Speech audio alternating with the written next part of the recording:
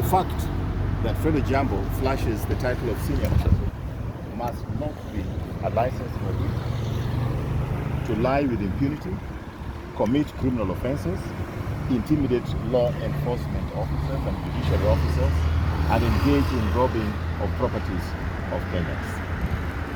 And I've talked about the phony English accent. It is on record. They are free to sue me. I also took up with the DCI another fake international warrant of arrest issued against me by Uganda Magistrate Court on the same case where Kaplan and Stratton is involved. By the way, East African Development Bank is headquartered in Kampala, and they did make a false statement about me. They wanted me to appear before the Magistrate Court in Kampala, and when I failed to appear, they got a universal warrant of arrest issued against me. And the DCI is free to come and arrest me.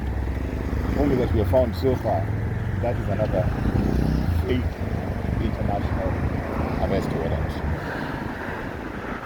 The question I'm asking is that if this kind of intrigue and lying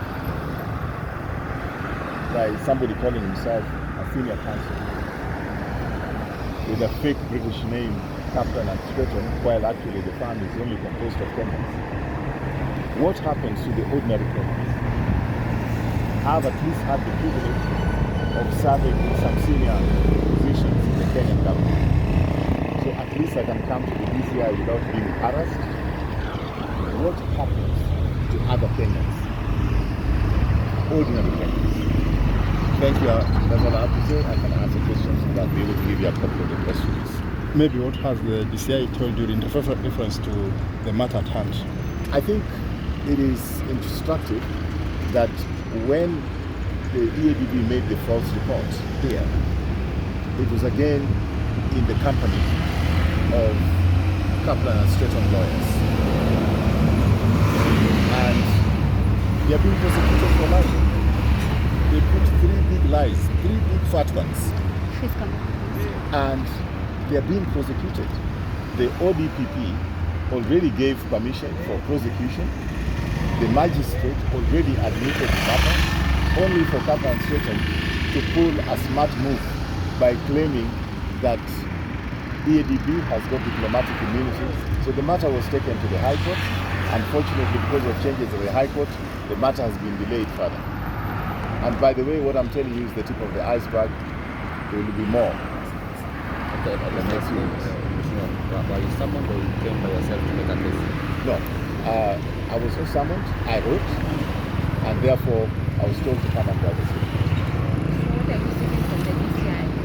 What? What would you like the DCI to do concerning? No, I think any criminal offense should be investigated. When you present false documents in the High Court and in the Supreme Court, and you do this and claim that you have the stamp of a commissioner of court, that is interfering with the law. And if that is happening with a company as big or as reputable as Kaplan and Stratton, then a shadow of the of what is happening in the whole legal and judicial system. So you want this guy now to pounce on Fred Ojiambo and investigate him? Well, I made a report. I think he should come and clear his name with respect to this matter. Actually, I've just mentioned to you that fabricating evidence contra section 113 of the Penal Code, Cap 63 of the laws of Kenya, is a criminal offense.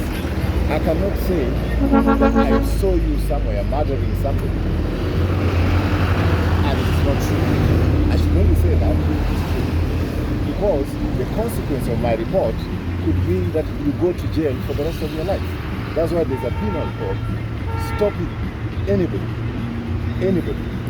from fabricating evidence and lies that will negatively affect somebody else. In my case, it's only property. But how about if it was my life on the line? And in many respects, it's my life on the line because my property is a livelihood for my children and myself. So So somebody trying to rob you of that is like somebody trying to rob you of your car. Thank you. Idoli was summarizing.